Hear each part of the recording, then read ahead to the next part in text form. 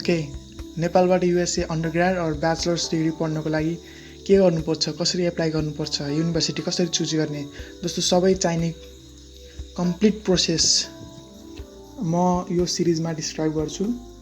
हामीले गर्ने नेपालमा अहिले लाइक चलिरहेको तपाईँलाई थाहा छ भने फर्स्टमा एसएजी र टोइफेलको प्रिपरेसन गर्न भनेर हामी कन्सल्टेन्सी जान्छौँ 12 पछि, अनि त्यसपछि अरू सबै कन्सल्टेन्सीमा छोडिदिन्छौँ प्रोसेस सबै। यो प्रोसेस एकदम रङ हो। युएसए जाने नै हो भने तपाईँले एटलिस्ट क्लास 12 और 11मा सबै माइन्ड मेकअप गरिसक्नुपर्छ। त्यसको लागि प्रिपरेसन गर्नुपर्छ। प्रिपरेसनको फर्स्ट स्टेप हो कलेज चुज गर्ने। युएसएमा मेनली 2 टाइपको युनिभर्सिटी हुन्छ फीको बेसिसमा, पब्लिक युनिभर्सिटी र प्राइभेट युनिभर्सिटी। पब्लिक युनिभर्सिटी भनेको पब्लिक, स्टेट गभर्मेन्टले फन्ड गर्ने युनिभर्सिटी भनेको पब्लिक युनिभर्सिटी। गभर्मेन्टले फन्ड गर्ने भएकाले यो युनिभर्सिटीहरू सस्तो हुन्छ। फीको कुरा गर्दा यसमा 3 टाइपको ट्युसन फी हुन्छ, in state tuition fee, out of state र international. In state tuition fee भनेको कलेज भएको स्टेटमा पढ्ने स्टुडेन्टले तिर्नुपर्ने tuition fee. Out of state भनेको कलेजको स्टेटभन्दा बाहिर रहेको स्टेटको स्टुडेन्टहरूले तिर्नुपर्ने फी। इन्टरनेसनल भनेको इन्टरनेसनल स्टुडेन्टले तिर्नुपर्ने fee. In state fee out of state fee भन्दा धेरै कम हुन्छ र आउट अफ स्टेट र इन्टरनेसनल फीमा धेरै फरक हुन्न, अलमोस्ट सिमिलर हुन्छ। इक्जाम्पलको लागि आयोवा स्टेट युनिभर्सिटी एउटा पब्लिक युनिभर्सिटी हो। त्यसमा इन स्टेट ट्युसन फी $4,100 छ र आउट अफ स्टेट फी $11,061 छ र इन्टरनेसनल फी भनेको $12,431 छ। यो भनेको इयरली 2टा सेमेस्टरको ट्युसन फी हो। यो ट्युसन फी मेजर अनुसार चेन्ज हुन्छ। मैले भनेको यो नम्बर ट्युसन फी मात्र हो भनेको हामीले युनिभर्सिटीले पढाएको फी मात्र। यसमा अझै lab fee, technology fee, library fee थपिँदै जान्छ। अनि पब्लिक युनिभर्सिटी भन्दैमा सबै चिप हुन्छ भन्ने छैन। अब जस्तै इक्जाम्पलको लागि युनिभर्सिटी अफ भर्जिनियामा $15,722 इन स्टेट फी छ र $45,066 आउट अफ स्टेट फी छ। र कुनै कुनै युनिभर्सिटीमा आफ्नो नेबरिङ स्टेटको स्टुडेन्टलाई पनि in state tuition fee allow गरेको हुन्छ।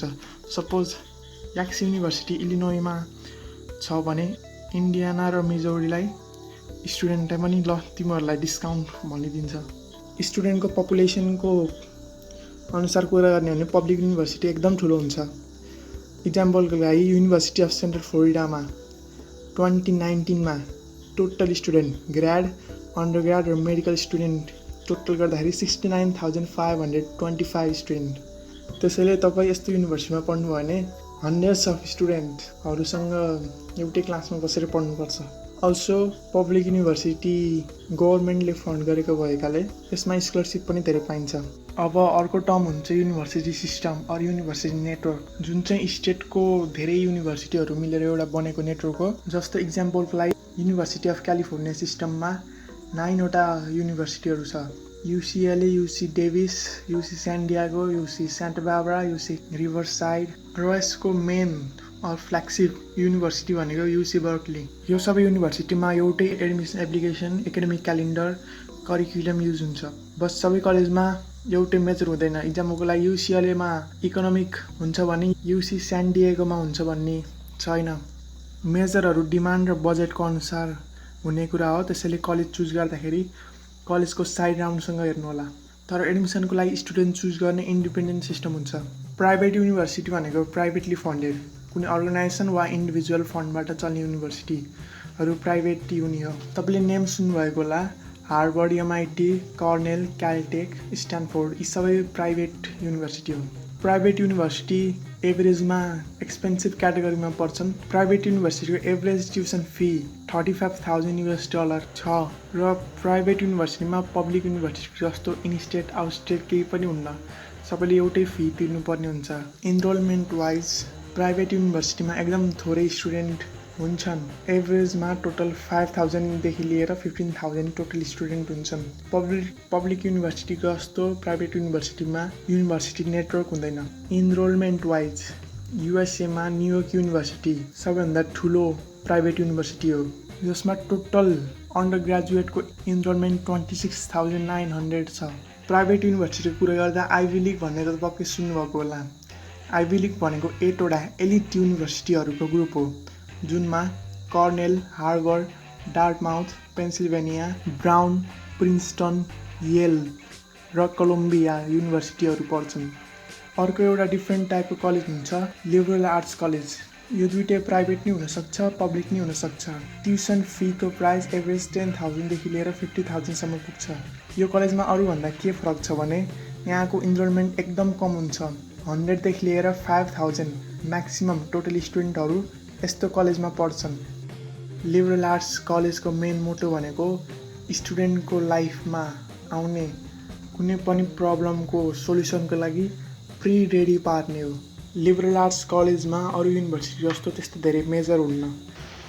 यहाँ आफ्नो मेजरसँगै लिबरल आर्ट्स एजुकेसन जस्तै history, philosophy, fine arts, literature, sociology, psychology यस्तो टाइपको एजुकेसन पनि दिइन्छ। यस्तो कलेजबाट ग्रेजुएट भएको स्टुडेन्टलाई जेनरली र करियर वाइज राम्रो मानिन्छ। अझै स्टुडेन्टलाई करियर वाइज धेरै अप्सन पनि हुन्छ। म्याक्सिमम लिबरल आर्ट्स कलेजमा ग्रेजुएट प्रोग्राम हुँदैन, अन्डरग्राड स्टुडेन्टमा धेरै फोकस हुन्छ। यस्तो खालको एजुकेसन लिबरल आर्ट्स कलेजमा मात्र नभइकन अरू युनिभर्सिटीहरूको करिकुलम पनि इन्क्लुड गरिएको हुन्छ। बट स्टिल डेडिकेटेड कलेजको जस्तो इन्भाइरोमेन्ट चाहिँ हुँदैन। अर्को एउटा टाइप पनि सुन्नुभएको होला कम्युनिटी कलेज। यो कलेजमा धेरै जस्तो 2 इयर कोर्स पढाइ हुन्छ। यो सकेपछि अरू युनिभर्सिटीमा ट्रान्सफर गरेर ब्याचलर्स डिग्री कम्प्लिट गर्न नि मिल्छ।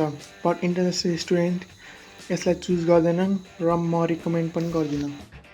अब तपाईँले कस्तो कलेज छान्नुपर्छ, के कुरा ध्यानमा राख्नुपर्छ त? फर्स्टमा त आफूले पढ्ने मेजर त्यो युनिभर्सिटीले पढाउँछ कि पढाउन्न त्यसको लागि आफूले पढ्ने कलेजको वेबसाइट हेर्नुहोस्। प्राइस, कलेजको प्राइस इयरली 5K देखि लिएर 60K सम्म एक्सटेन्ड हुन्छ। त्यसैले तपाईँले आफ्नो बजेट अनुसार आफूले कति अफोर्ड गर्न सक्नुहुन्छ त्यही अनुसारको कलेज चुज गर्नुहोला। सेलेक्सन प्रोसेस, अब कलेज कतिको सिलेक्टिभ छ, एसएटी, एसिटी, जिपिएको स्कोर कतिको रेन्ज छ र इसिएलाई कतिको इम्पोर्टेन्स दिन्छ त्यो कुरा सबै ध्यान दिएर कलेज चुज गर्नुपर्छ। कस्ट अफ लिभिङ, अब कलेजको फी मात्र त कभर गरेर भएन, खान बस्नु पऱ्यो, डुल्नै पऱ्यो। तपाईँ जान लागेको सिटी कतिको एक्सपेन्सिभ छ, पार्ट टाइम जबले मात्र सपोर्ट गर्छ, यस्तो कुराहरू सब सर्च गर्नु। Whether and college relation with international students, यो कुराहरू त्यस्तो इम्पोर्टेन्ट त नहोला बट स्टिल वेदर नेपालको भन्दा डिफ्रेन्ट हुन्छ अभियसली। इन्फर्मेसनको लागि यो म्याप हेर्नुहोस्। पर्सनल्ली मैले चाहिँ इन्टरनेसनल स्टुडेन्टसँग रिलेसन राम्रो भएको युनिभर्सिटीमा जाने सजेस्ट गर्छु। यो तपाईँले युनिभर्सिटीको डाटा हेरेर डिसाइड गर्न सक्नुहुन्छ। अमेरिकामा 4000 युनिभर्सिटी र कलेजहरू छ। यत्रो धेरै युनिभर्सिटीमा मैले कसरी सिलेक्ट गर्ने भन्नुभएको होला र कलेज सिलेक्ट गर्नको लागि म केही टुलहरू भन्छु। कलेज बोर्डको बिग फ्युचर, यसमा फिल्टरहरू सेलेक्ट गरेर रिजल्ट निकाल्न सक्नुहुन्छ जस्तै कस्ट अफ एटेन्डेन्स, आफ्नो major, state, public or private. अर्को भनेको आफ्नो सिनियरहरूसँग सोध्ने। नेपालबाट स्टुडेन्टहरू म्याक्सिमम जाने भनेको Texas, Louisiana, Alabama, Arkansas, Arizona, Kansas, Missouri, Mississippi, Ohio, Tennessee, Kentucky र इन्डियाना। किनभने यो एरियाको युनिभर्सिटीहरूको ट्युसन फी कम हुन्छ र लिभिङ कस्ट पनि एफोर्डेबल हुन्छ। थर्ड भनेको common data set. Common data set भनेको एउटा युनिभर्सिटीले बुझाउने लिगल पेपर हो। यसमा सबै डाटाहरू युनिभर्सिटीको नै हुन्छ। यो एकदम इम्पोर्टेन्ट छ। आफ्नो युनिभर्सिटीको नाम र लास्टमा कमन डाटा सेट भनेर हाल्नुहोस् र युनिभर्सिटीको सबै डाटाहरूको युज गरेर आफ्नो कलेज सेलेक्ट गर्नुहोस्। इक्जाम्पलको लागि मैले अल कलेजको कमन डाटा सेट डिस्क्रिप्सनमा इन्क्लुड गरेको छु। थर्ड भनेको US न्युज, कलेज र्याङ्किङको लागि यो हेल्पफुल हुन्छ र niche.com को अरू डाटा चाहिँ नहेर्नु होला, तर कलेज रिभ्यूहरू स्टुडेन्टको हेर्न रिकमेन्ड गर्छु। र लास्टमा एप्लाइङ टु कलेज सबरेडिट, आफ्नो क्वेसनहरू सोध्नको लागि राम्रो छ। अब यो सिरिजको नेक्स्ट भिडियोमा हामीले स्कलरसिपको फुल डिटेलमा कुरा गर्छौँ। यो भिडियो रिलेटेड जति पनि क्वेसन छ त्यसलाई कमेन्टमा सोध्न सक्नुहुन्छ।